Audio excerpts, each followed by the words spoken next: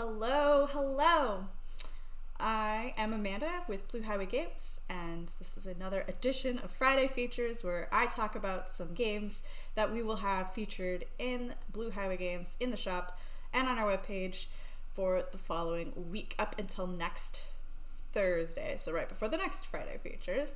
And one thing I would like to note before you watch these and get super excited about some of them and want to come in on next Tuesday, there is limited quantities of most of these games, and usually I try to pick ones that don't have limited quantities so people can come get them.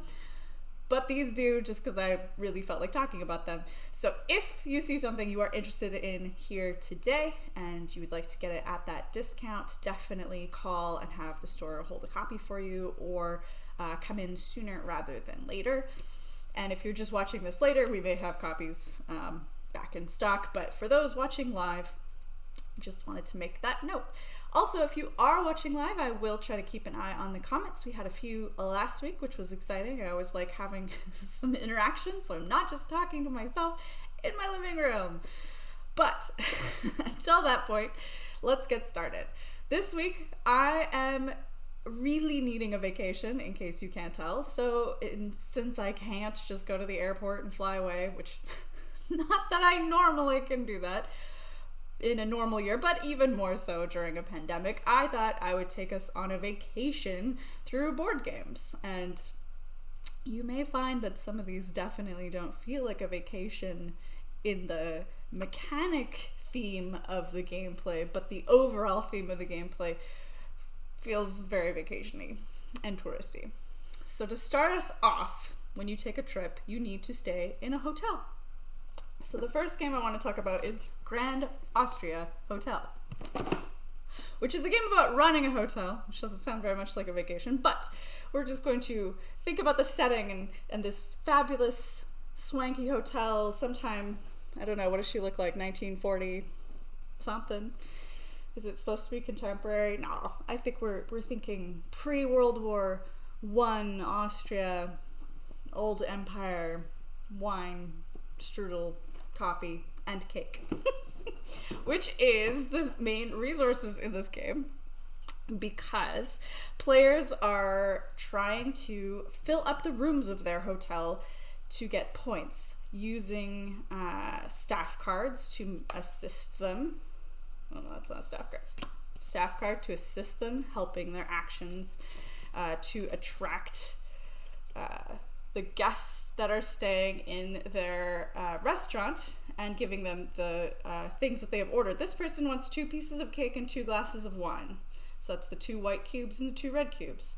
If you can gather those resources and serve them to this customer, they'll probably check into your hotel and give you a written review in your review box in the days before Yelp.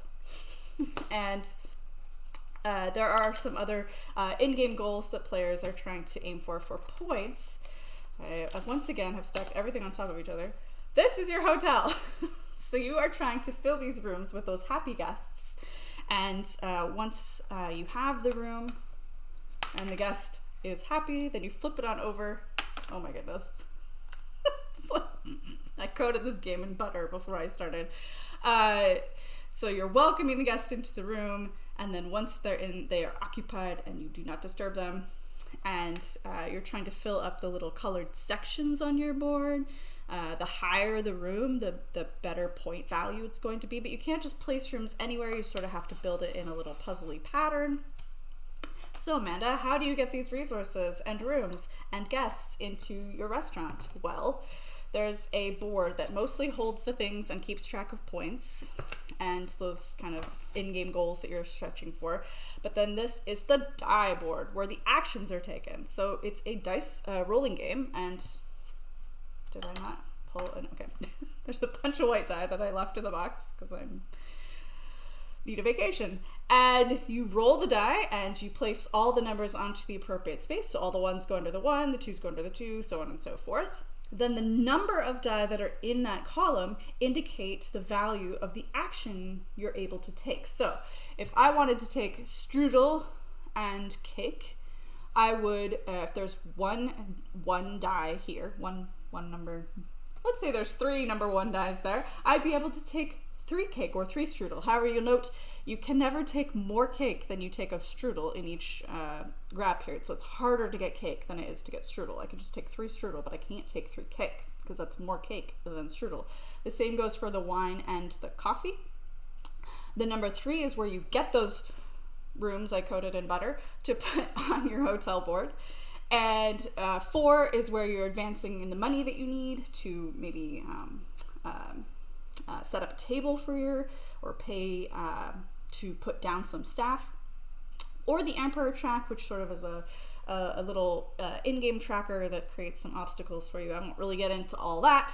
And then 5 allows you to play down those staff cards. Now, staff cards can stay in play. They might have things that you can use once per round. They might have things that are end game scoring. So you are selecting a die from this pool. You remove that die to say that you've taken your turn, thus making that action a little less valuable for the next player in player order. There's a little unique way of keeping track of turn order that has these little tiles I won't get into. But ultimately, you are using the number of die to take the action, to get those resources, to fill your hotel, to meet the endgame goal requirements of your staff cards, or the Emperor cards, or the just general scoring for how you fill up your hotel. So the first part of our vacation is checking into the Grand Austria Hotel, and if you prefer, you can just think of yourself sipping some wine and having a strudel out on a Viennese sidewalk in fair weather, which sounds really nice and lovely right about now. So that was Grand Austria Hotel. It normally retails at $59.95. We will have it on sale for 20% off until while supplies last, which might be until next Thursday. I don't know, but again, there's limited quantities of some of these, and that is one of them. The next thing you might want to do once you've checked into your hotel and had your wine and strudel is go sightseeing throughout the city. So we're gonna transport ourselves magically from our hotel in Vienna in Austria to London, which is a fantastic city for sightseeing. And I have a key to the city, London, and this is the Quined or Quined edition. So the art looks a little different on the outside. It was some that we imported years ago and have very limited copy left in the shop, and I think it is worth checking out. I think people may have overlooked it because we got these unusual box, but it's from the Richard Breeze games. So Keyflower and Key Market and the ever elusive Cathedral are some that he has published, and the inside contents have that same kind of characteristic, cartoony, minimalistic, basic, but yet endearing art that you may be familiar with. For fans of Keyflower,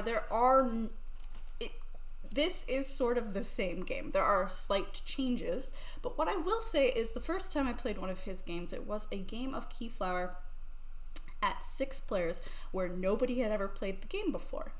This is not something I would ever recommend because it turned me off of his games for quite some time. However, I'm always willing to play any of the games, and I'd played, I think, Key Market or something else. It was like, okay, I should really revisit Keyflower, but then this came out, or I don't know, my memory's shoddy. And I decided to play this. Someone's like, it's like Keyflower, but slightly different. And I thought, okay, I'll give it a try. And I did it at a lower player count. I'd already played that game, so I knew what I was doing. And it was a fantastic experience. There is no board I can hold up and show you because they're all little tiles, and in this particular edition, as promised, full of sightseeing opportunities on our virtual vacations. So things like Hyde Park and Kensington Gardens. We could go see the British Library. We can go see the London Zoo, perhaps Piccadilly Circus on our way.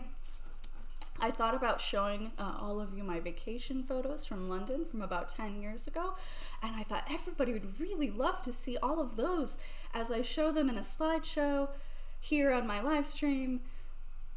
And then I thought, no, perhaps they don't. So if you're disappointed, I'm so sorry, but you should play this game instead because you get to see all of those sites as you're playing the game. And they even have 3-dimensional, like there's the little, I think that's That's not the V&A, that's the Royal Albert Hall.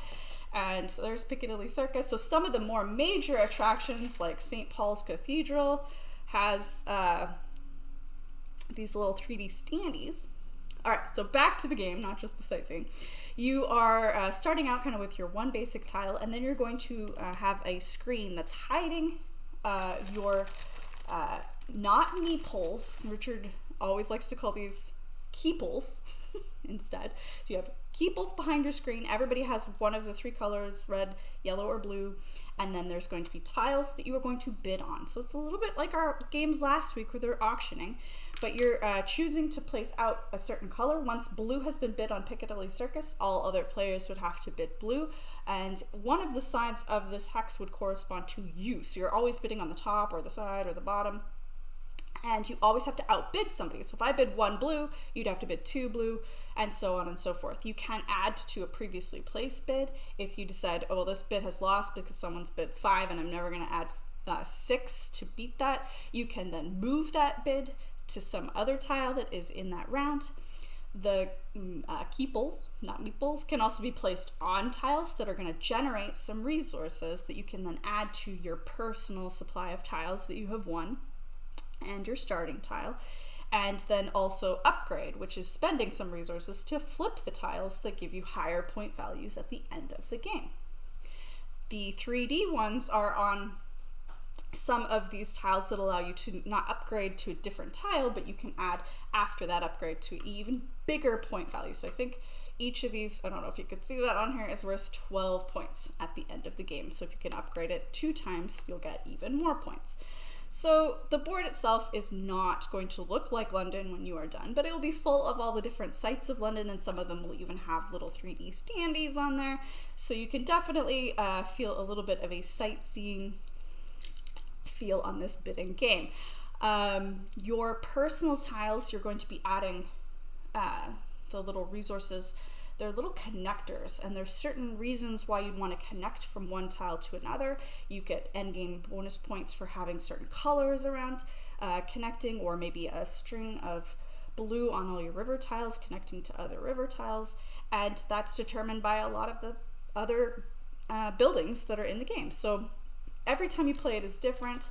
I really enjoyed this game at 3 to 4 players. I've played it 2 players. It's also good. It's a little bit different, and it was a very good way to introduce it to a new player before you throw on more players. I would definitely not recommend trying this or Keyflower with 5 or 6 players who all do not know what they're doing. But that is Key to the City London. Again, we have 1 copy left, I think, because it was a game we imported years ago and sold through real quick, except for the last couple copies, and then people move on and there's new exciting games. But Key to the City London is a good one for fans of the Key series, and it is normally $69.99, and have it on sale until it's sold out. All right, the last kind of rare one that I'll be sharing today is we're moving from our city sightseeing onto an island adventure. You're tired, you've been walking all over London, your feet are exhausted, and you need to take a little break out in the South Pacific. I'm 99.9% sure that Vanuatu is in the South Pacific, but I'm totally blanking right now. I need a vacation. And this again is the Quinted version, which was the reprint of an older version that kind of had a whiter beach looking box. And it is a game that has a variation for 2 that I have played and enjoyed, but again, it works a little better with more players. And for this one, you are, again, kind of operating the tours around the island, so maybe not super vacation-y, but you are the locals, and this is your island, and you want to try to attract people to your ever-growing archipelago of islands that have huts on them. I'm not going to unfold this whole board because I'll probably end up ripping it. But the board itself is, that's the back, that's exciting. An island, Oasis, which is mostly water to begin with, and then as the game progresses, you're going to be adding tiles to grow your reach throughout the bay.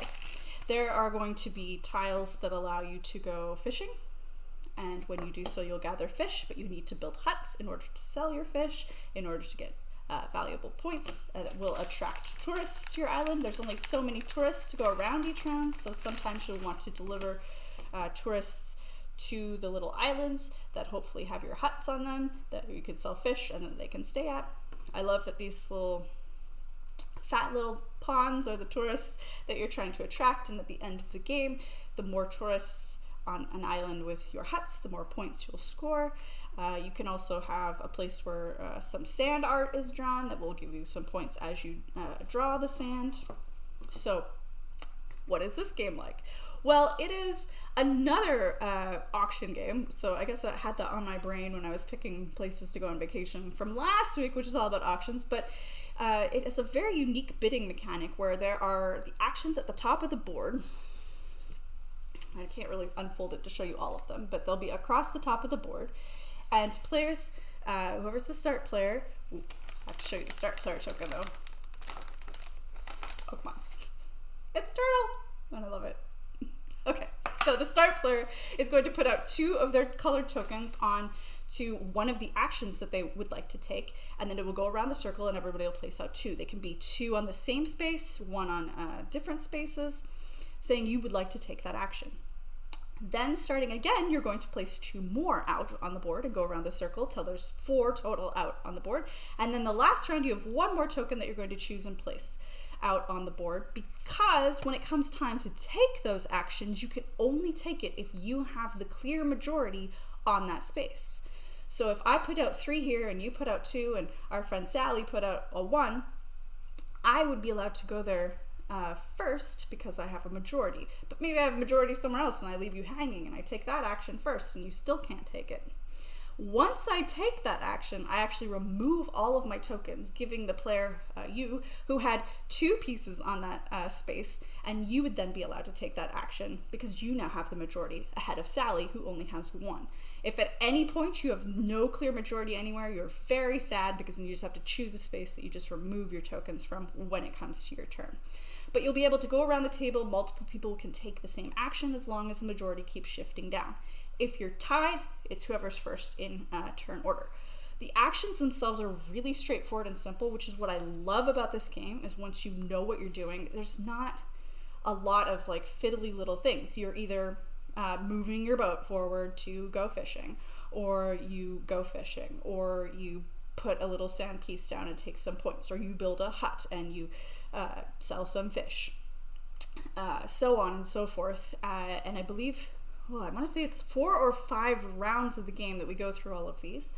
There are some of the local people to help you out, so like a little guide that you'll get at the start of each round that allows you to kind of change up some of the actions that you're taking, and like this one allows you to have majority somewhere that you don't currently have a majority. Oh, there's also good tiles like coconuts and things out on the islands that you can collect and send to market on these ships, which will get you points. So there's different ways to gather points. So even though it might be a little mean in the bidding aspect, you'll hopefully be able to find points in different areas, but it's not overly complicated, yet quite full of depth. So it is one of my favorites from probably a few years ago. I haven't played it in a while now, but I really wanted to share it because we still had 1 copy, and it's one that I don't think will be able to get back even in the future unless somebody other local does another big print run that's easy for us to get. So that is Vanuatu, which is normally $69.95, but it will be 20% off until somebody snaps up our last copies. And that is a wonderful beach vacation, way to relax, even though in the game you're having to fish and build huts and things. But the setting is a wonderful beach vacation, and once you're done that, you might want to head into the city for some adult entertainment of gambling. I wanted to do viticulture, but we've been sold out of that forever because I was like, what is a perfect place to go on a vacation? A wine country. It just sounds so fantastic right now with the trees and different vineyards and things. But I don't have that game, but I do have Las Vegas Royale, which is a game that can be played by the whole family, but the theme is about the casinos in Las Vegas, and it is one of the best board games I've ever seen that sort of emulates that casino experience on your table without actually having any gambling. Fun story, I once had a customer come into the shop and they looked around and they're like, so what is this, a game store?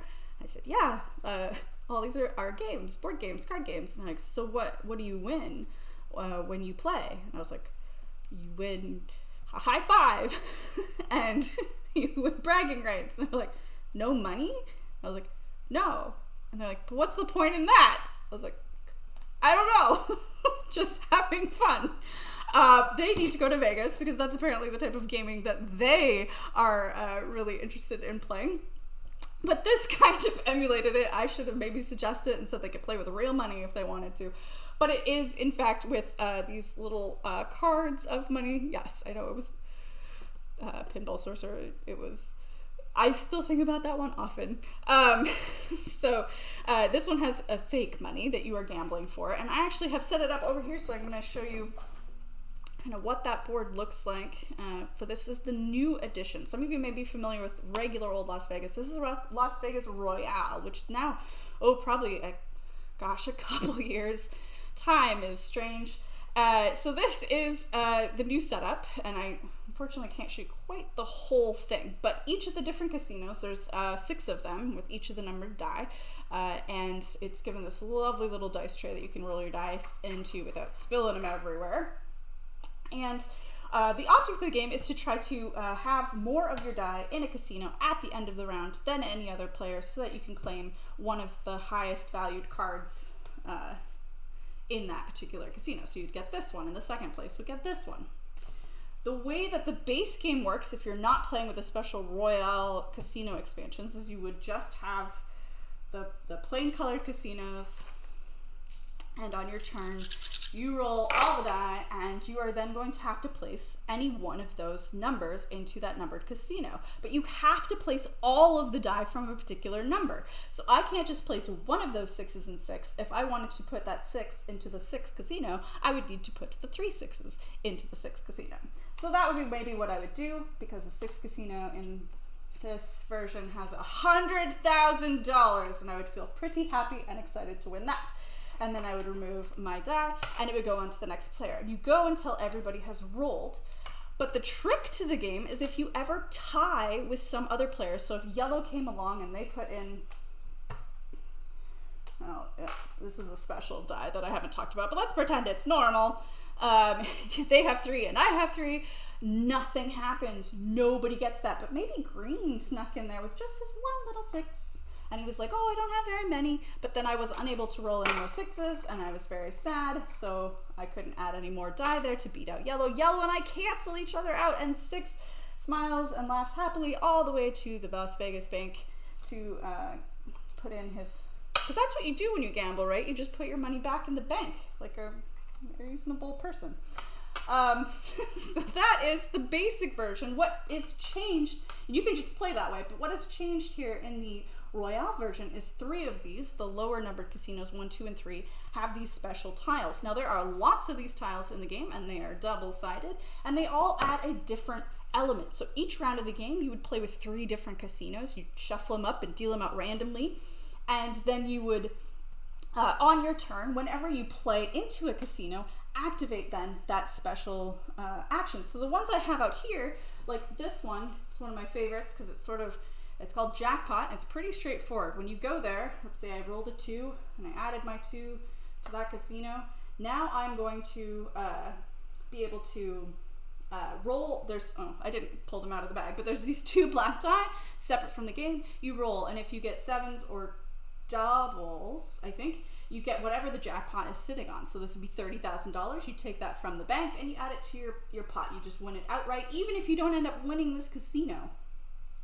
If I do not claim that, it slides over to the next one, and then so on and so forth. So if nobody gets it, no one rolls 7s or doubles, and it gets all the way up here, you might be the lucky winner of $80,000 without even actually winning this casino. You do have to place in that casino, but you don't actually have to win it. This one is activated when somebody wins the casino. The player to their left takes these tiles, 3 of which have any value, 3 of which do not, shuffles them up, and makes a little grouping of 3 and I think it's 3 and Is it 3 and 3? Okay. And then shuffles up, and then I get to choose one. So I have to think about what the person to my left would be doing. Would they want, I think it's like this. Would they want to be giving me all the valuable in the 2, or would they think, oh, I'll think that and know that they know that and move on to the second one? So it's a little bit of a mind game that you would play with one of your other players if you win that casino. And then this knockout one is anytime I activate, which is go on this one, so place a 1 here, and go into that casino with my die that I have rolled. All other players have had a little bit too much to drink, and they are knocked out, and they have to put one of their die into that area. Now, if I have activated it, I then get to remove any of the die that have been played into that by other opponents. So that's how you get your die out of that little bar jail. And if you don't go there with the 1, your die are just out of play for the rest of that round. So that is, and there's just so many fun little different things that you will be able to add to each of the rounds. I was honestly kind of skeptical about it changing up the game that I already love and I bought an expansion for, and thought there's no way I want to get rid of that and buy this one instead. I have not done that, but I have thought about it because I really did enjoy the extra casino elements that they added to an already fantastic game. I think if I got it here, if you can see it. Yeah, regular Las Vegas, and then I even got the Boulevard expansion, which is great. It's a fine game. But I was very much enamored with this new version. And that one is more plentiful in stock, so it shouldn't run out on you this week. It'll be on sale through next Thursday, and it is normally $44.99, and it'll be 20% off all next week. All right, so the last one I have for you is actually the family and kids game, and I don't know why I saved this for last, but I just wanted to maybe perhaps play it here on my camera.